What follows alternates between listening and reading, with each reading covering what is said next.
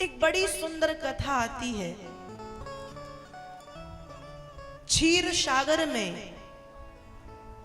त्रिकूट नाम का एक बहुत सुंदर पर्वत था। जब क्षीर सागर की लहरें आकर के त्रिकूट पर्वत से टकराती थीं, तो ऐसा लगता था कि समुद्र की लहरें पर्वत राज के पैर धो धो करके बार बार जा रही हैं। और उसी त्रिकूट पर्वत की गुफा में महात्मा वरुण का एक बहुत सुंदर उद्यान था, बगीचा था।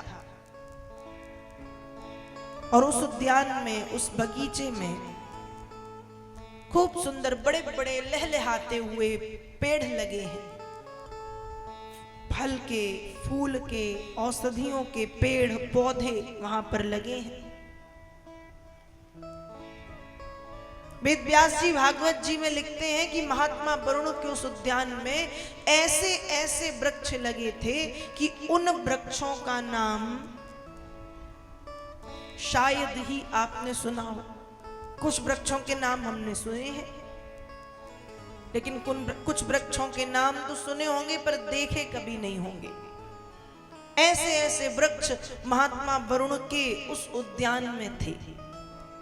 आम, असन, अर्जुन, आंवला, अशोक, केला, कदम्ब, केथा, कचनार, कटहल, बेल, बेर, बहेरा, बिजौरा, बरगद, पयाल, पाकर, पपीता, पारिजात, पीपल, गूलर, गुलाब, नीम, नींबू, चंदन, चंपा आदि आदि के बड़े बड़े वृक्ष, आम के वृक्ष। और आम भी कितने प्रकार के होते हैं, विभिन्न प्रकार के आम।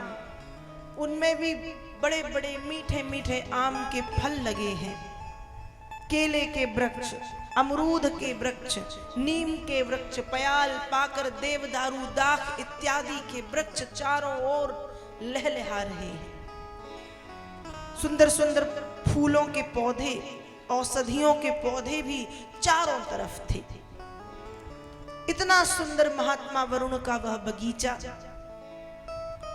और महात्मा वरुण के उस बगीचे में एक सरोवर था, तालाब। उस तालाब में विभिन्न प्रकार के कमल के फूल लगे हुए थे। कमल, उत्पल, सतदल, कुमुदनी आदि कमलों की अनूठी छटा छिटकती रहती थी। उसी तालाब में, उसी सरोवर में मछली और कछुए भी थे। मछली और कछुओं के चलने पर कमल के फूल हिल जाते, जिससे कमल के फूलों का पराग झड़कर के पानी में गिरता तो ऐसा लगता मानो किसी माँ ने, किसी देवी ने, किसी बहन ने जल के ऊपर रंगोली डाल दी। इतना सुंदर सरोवर लगता। और उसी सरोवर में जल में रहने वाले पक्षी, हंस, कारंडव, चक्रवाक, सारस इत्यादि दल के दल भरे रहते थे और कलरव करते रहते थे, चहकते रहते थे। इस तरह से महात्मा वरुण का वह बगीचा, वह सरोवर शोभायमान होता रहता था। उसी त्रिकूट पर्वत पर, उस जंगल के सहारे एक हस्तीराज, एक गजराज, एक गजेंद्र, एक हाथी निवास करता था, जो सैकड़ों शक्तिशाली हाथियों का सरदार था, जिसकी अनेक पत्नियां थीं, जिसके कई बच्चे थे। एक बार की बात है, वह हाथी अपने परिवार के साथ उस जंगल में भ्रमण कर रहा था। गर्मी का समय था, थोड़े दूर चलता है।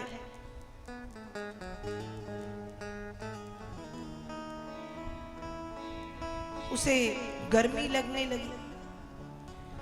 मदोन्मत्त मतवाला होकर के हाथी चला जा रहा है। तत्रैकदा तद्गिरिकाननाश्रया करेणुभिर्वारिणयूथ पश्चरन् सकंटकान् कीचक वेणुबेत्रवद विशाल गुलमं प्ररुजन वनस्पति। मदोन्मत्त मतवाला होकर के हाथी भ्रमण कर रहा है, लेकिन गर्मी का समय था, गर्मी लगने लगी। जंगल में घूम रहा है और इतने मदमस्त होकर के, मतवाला होकर के चल रहा है कि बड़े बड़े वृक्षों को, बांस के वृक्षों को, बेत के वृक्षों को, कीचक के वृक्षों को रोंदता, खोंदता, कचरता, मींजता, पैरों से दबाता हुआ चला जा रहा है अपनी चाल में। लेकिन गर्मी के कारण बहुत गर्मी लग रही है उसको। सोच रहा है कि कहीं जल मिल जाए तो पानी पी लूं, स्नान कर लूं।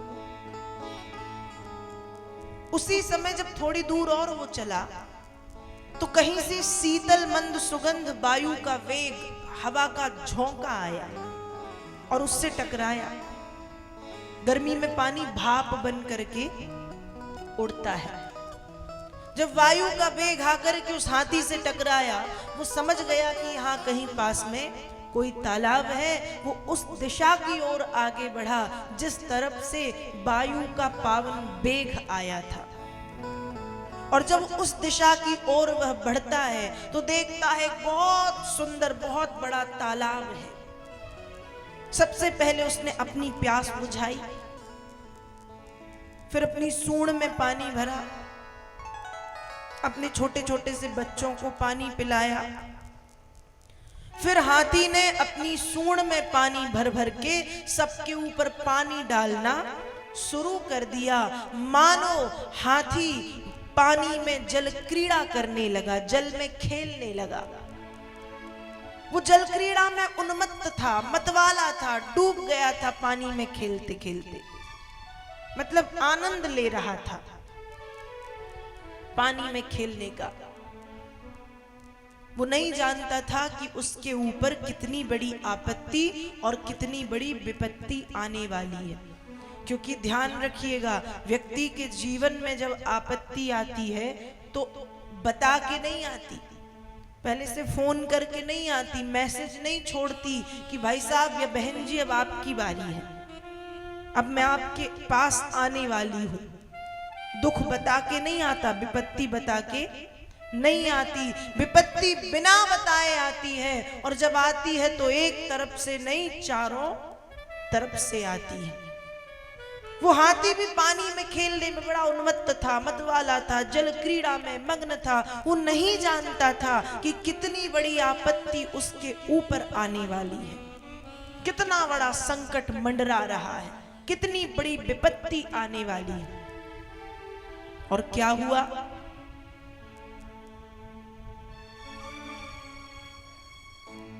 एक ग्राह ने, एक बड़े मगर ने आकर के हाथी के पैर को पकड़ लिया। और जब पकड़ा, तम तत्र कश्चिन नृपदैव चोदितो ग्राहो बलीयांश्चरणे रुषाग्रही यद्रक्षयैवं व्यसनं गतो गजो यथा बलम सोतिवलो विचक्रमे। एक ग्राह ने, एक मगर ने आकर के हाथी के पैर को पकड़ लिया। हाथी ने अपने आप को बहुत छुड़ाने की कोशिश की, लेकिन हाथी पृथ्वी पे रहता है और मगर जल में रहता है। और इस समय हाथी जल में है तो यहां पर बलशाली मगर है। हाथी कोशिश कर रहा है अपने आप को छुड़ाने के लिए, बचाने के लिए, लेकिन छुड़ा नहीं पा रहा। और वो मगर हाथी को घसीटते हुए पानी के और भीतर ले गया। दोनों अपनी अपनी शक्ति लगा करके लड़ने में लगे थे। कभी हाथी मगर को बाहर खींच के लाता, कभी मगर हाथी को भीतर खींच करके ले जाता। दोनों लड़ रहे हैं। लेकिन अंत में जब हाथी थक गया, हाथी कब थक गया? जब हाथी ने देखा कि उसके अपने स्वजन, उसके अपने संगी साथी, उसके अपने मित्र, उसकी पत्नी, उसके बच्चे उसे छोड़ करके भाग गए। व्यक्ति की स्थिति भी यही होती है। जब हमारे जीवन में कष्ट आता है, परेशानी आती है, तो हम भी परिवार का मुख देखते हैं या परिवार के विषय में सोचते हैं कि शायद हमारे परिवार वाले हमें बचा लें, हमें इस परेशानी से उबार दें, निकाल लें। लेकिन ध्यान रखिएगा, जब विपत्ति आती है तो परिवार के लोग भी साथ छोड़ करके भाग जाते हैं। यदि साथ देता है कोई तो वह केवल और केवल परमात्मा है, ईश्वर है। और हाथी ने जब यह देखा, पहले तो उसे यह था कि अरे मेरे दोस्त हैं, मेरी पत्नी है, मेरे बच्चे हैं, सब मुझे बचा लेंगे। लेकिन जब इन्होंने देखा कि इतना विशालकाय हाथी जो हमारा सरदार है वो इस मगर से नहीं जीत पा रहा, तो हम क्या जीतेंगे? इसलिए संग बारे महत मतंगन के संग सवे, निज निज प्राण ले पराने पुसकर सो, कहे रत्नाकर बिचारो बलहारो तब। कब हारा वो? कब हारा? संग बारे महत मतंगनी के संग सवे, निज निज प्राण ले पराने पुसकर सो। जब अपने अपने प्राणों को बचाने के लिए उसके मित्र, उसके संगी साथी, उसकी पत्नी, उसके बच्चे उसे छोड़ करके भागे, तब बिचारो बलहारो तब हार गया, टूट गया भीतर से। और जब उसने देखा कि ये कोई साथ नहीं दे रहे, तब तेरी हरि पार यो, तेरी हरि पार यो, टेर लगाई, पुकार लगाई, तेरी हरि पार यो, कल कंज गई सरसों, पहुंच ना पायो पुनि बारिलो न जोलो वह, तोलो लियो लपकी उबार हर बरसों। एक सौ चलायो चक्र, एक सौ ललायो गहयो, एक सौ भुसुंड पुंडरीक एक करसो। जब उसको छोड़ छोड़ करके सब भाग गए, चले गए, तब उसने टेरी हरी टेर लगाई, पुकार लगाई। और पुकार कैसे लगाई? वह मगर हाथी को पानी के बिल्कुल भीतर खींच करके ले गया। हाथी पूरा डूब गया, सिर्फ उसकी सूंड है। लेकिन डूबने से पहले उसने देखा कि तालाब में कमल का फूल लगा है। अपनी सूंड से कमल के फूल को तोड़ा, सूंड के ऊपरी भाग में कमल का पुष्प लगा करके अपनी सूंड ऊपर की। हाथी पूरा डूब गया है, केवल सूंड दिख रही है और सूंड के ऊपर वो कमल का फूल दिख रहा है। और फिर उसने भगवान को पुकारा। हाथी भगवान को पुकारता है, हे भगवान। एवं व्यवसितो बुद्ध्या समाधाय मनोरथी, जजाप परमं जाप्यं प्राग्जन्मन्यनुशिक्षितम्। ओम नमो भगवते तस्मै यत् एतत् चिदात्मकं पुरुषायादि बीजायो परेशायाभिधीमहि।